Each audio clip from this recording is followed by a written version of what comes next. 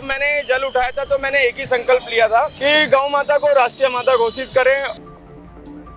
प्रदेश में माननीय मुख्यमंत्री जी हैं यशस्वी महंत श्री योगी आदित्यनाथ जी, उनसे मैंने एक ही बहुत 2-3 बार चिट्ठियां भी लिख के दी हैं। तो मैं इस कावड़ यात्रा के माध्यम से मैं उन्हें ये बताने जा रहा हूँ युग चला हुआ है, अगर इसको कम करना है और इसको दूर करना है तो गौ माता की सेवा जरूरी है। 18%, 28% अगर पानी की बोतल से लेके और गाड़ी घोड़ा कुछ भी लेते हैं उसमें टैक्स है, तो क्यों ना हम उसमें एक आधा %, 1% टैक्स लगा दे जो कि गौ टैक्स होगा। और फिलहाल जो हिंदुत्व की सरकार है, सनातनियों की सरकार है, डायरेक्ट मैं योगी जी से, मोदी जी से भी अपील करता हूं कि हमारी जो गौ माता है उसकी स्थिति सुधारने के लिए आप। नमस्कार, स्वागत है आप सभी का लोकहित क्रांति न्यूज में। मेरा नाम है सार्थक शर्मा। आज हम निकले थे कावड़ यात्रा पर, लोगों से मिले, मुलाकात करी, लेकिन अब जब मैं गाजियाबाद की ओर निकल रहा था तो मुझे एक भाई मिले जो कि 101 लीटर जल लेकर गाजियाबाद जा रहे हैं। भाई साहब, क्या नाम है? जय श्री राम, जय गौ माता। मेरा नाम गौ सेवक मोहित चौधरी है। अच्छा मोहित चौधरी जी, आप कितना गंगा जल लेकर आए हैं हरिद्वार से? लगभग क्विंटल प्लस है और टोटल वेट तो नहीं किया मैंने, पर क्विंटल प्लस है। अच्छा, क्विंटल प्लस है। तो तो किस उसके लिए लेकर आए हैं? आखिर ऐसा मन में क्या चीज आई कि हाँ मैं इतना वजन लेकर चलूं या इतनी चीजें वो करूं? देखिए, वजह तो कुछ नहीं होती, बस अपना क्या है कि हमारी 2-3 ऐसी मनोकामनाएं हैं जी। और हम लोग गुरुजी हैं मेरे साथ में, विजेंद्र भगत जी। जिस दिन से मैंने जल उठाया था उस दिन से ही मेरे साथ में है। तो जब मैंने जल उठाया था तो मैंने एक ही संकल्प लिया था कि गौ माता को राष्ट्रीय माता घोषित करें। और हमारे जो प्रदेश में माननीय मुख्यमंत्री जी हैं यशस्वी महंत श्री योगी आदित्यनाथ जी, उनसे मैंने एक ही बहुत 2-3 बार चिट्ठियां भी लिख के दी हैं। तो मैं इस कावड़ यात्रा के माध्यम से मैं उन्हें ये बताने जा रहा हूँ कि हमारे इस प्रदेश में एक तो गौ माता के लिए एक सरकारी जो दफ्तरें हैं, मंदिरें हैं, सरकारी जितने भी सरकारी दफ्तर, कॉलेज वगैरह सब में हैं, सब में एक बार हर जगह 2 गायें अनिवार्य कर दें। अच्छा। और सबसे बड़ी चीज नस्ल सुधार केंद्र। अच्छा। ये चीजें अपनी 3-4 अपनी ये उम्मीद से लेके आए हैं, इसीलिए ये कावड़ यात्रा चल रही है। बाकी एक चीज और होती है, आजकल के युवा आपने देखे होंगे नशे और तमाम ऐसी चीजें करते हैं। कावड़ यात्रा में आपने देखा होगा हुड़दंग मचाने का काम करते हैं, लेकिन आप तो बहुत ही शांति प्रिय चल रहे हैं। ना आपके पास कोई डीजे है, ना कोई लाइटिंग है, बस आराम आराम से चल रहे हैं। तो कैसा लग रहा है?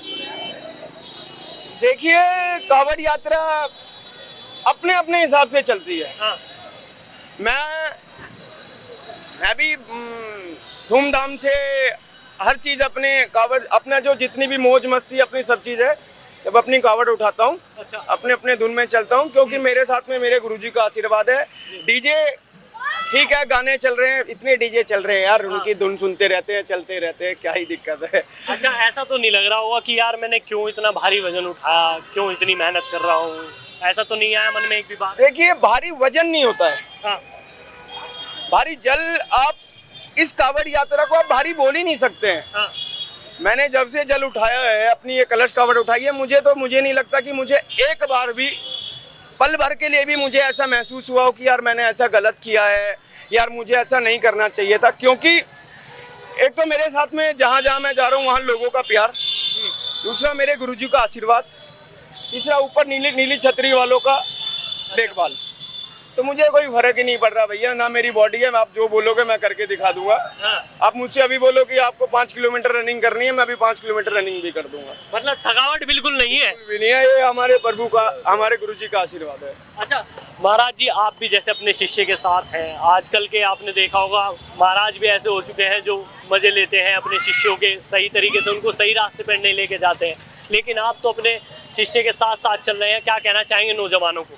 देखिए, अच्छी बात है जो फिलहाल इस साल सबसे ज़्यादा कावड़ उठी है, और मैं देख रहा हूँ जो भारी कावड़ है जो 50 प्लस की है, वो सभी का एक उद्देश्य है और सरकार तक उनका डायरेक्ट जो मैसेज है वो पहुँचाने का काम कर रहे हैं कि गौ माता सभी की एक ही पुकार मिलेगी आपको, जितने 12 क्लच कार्ड वाले हैं या छोटे वाले हैं या झांकी कार्ड वाले हैं, सभी की साल एक ही पुकार है कि जो हमारी गौ माता है उसकी कुछ स्थिति सुधरे, उसके लिए नस्ल सुधार केंद्र बनाए और उसके लिए जो अपने रोडों पे गाय माता घूमती हैं उनका भी कुछ रख रखाव के लिए गौशाला का व्यवस्था करे या मंदिरों में ऐसी व्यवस्था करे या जहाँ सरकारी जो संस्थाएं हैं वहाँ ऐसी व्यवस्था करे कि हमारी गाय रोड से उठ के और उन संस्था में चली जाए और उनकी अच्छे से देखभाल हो, अच्छे से उनकी व्यवस्था हो कि वो भी अपना जीवन जितना दिन है, जितने साल हैं, अच्छे से इस गाय जूनी में उनको बोलते ना कि कई सौ जन्म लिए होंगे तब उन्होंने गौ माता के रूप में जन्म मिला होगा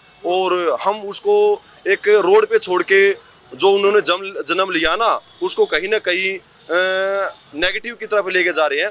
तो हमें गौ माता की तरफ थोड़ा देखना चाहिए। और रही बात जो सनातन धर्म और फिलहाल जो हिंदुत्व की सरकार है, सनातनियों की सरकार है, डायरेक्ट मैं योगी जी से, मोदी जी से भी अपील करता हूँ कि हमारी जो गौ माता है उसकी स्थिति सुधारने के लिए आप एक ठोस कदम उठा ले। सिर्फ आपकी एक कलम और जो गौ माता है वो रोड से खत्म।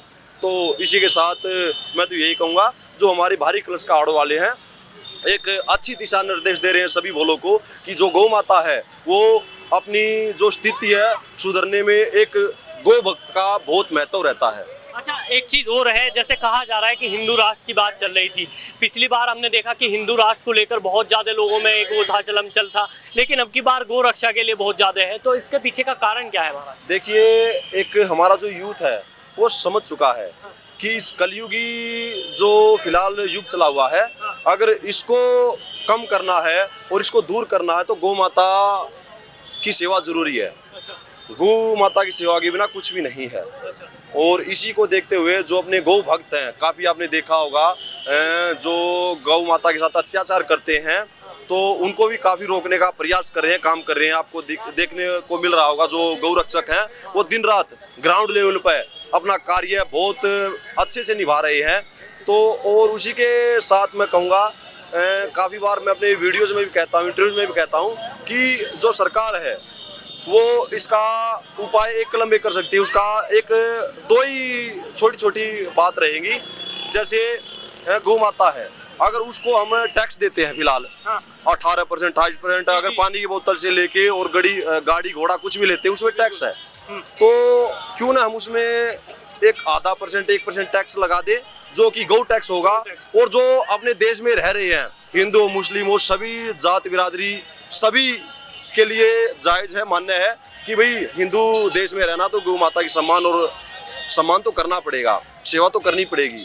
तो गौ टैक्स लगा सकती है और जो पैसा है उसको गौशाला बना सकती है, सरकारी जो संस्थाएं हैं उनमें देकर, और जो गौ माता की सेवा है उसमें लगा सकती है।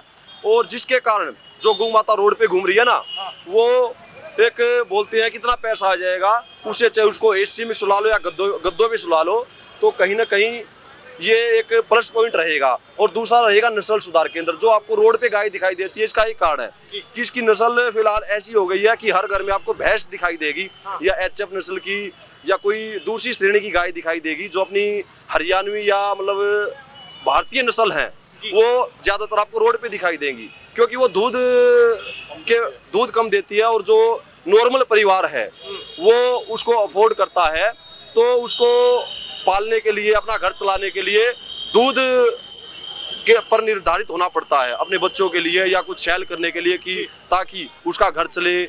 तो जो गाय है फिलहाल इसकी ऐसी स्थिति हो गई है कि इसका दूध 1, 2, 4 लीटर ही दे पाती है। तो सरकार को हर जगह, हर डिस्ट्रिक्ट, हर स्टेट में नस्ल सुधार केंद्र खोलने चाहिए ताकि उस नस्ल सुधार केंद्रों में जो गौ माता है उसकी जो क्वालिटी है उस पर ध्यान दिया जाए। अच्छे ब्रीड के सांड तैयार किए जाएं, अच्छी गाय तैयार की जाएं, जिससे जो अपनी गौ माता है उसकी श्रेणी कुछ अच्छी होएगी। और गौ माता भी जैसे भैंस दूध देती है वैसे ही दूध देगी, तो हर घर में फिर भैंस को अवॉइड किया जाएगा और गौ माता को बांध दिया जाएगा। तो इससे कहीं ना कहीं गौ माता की सेवा भी होगी और पुण्य भी मिलेगा और एक परिवार को अच्छा दूध भी मिलेगा। ठीक है, तो आपने देखा ये यहाँ पर मोहित चौधरी थे। मैं एक बार इनकी कावड़ दिखा देता हूँ, आप जरा एक बार कावड़ देखिए।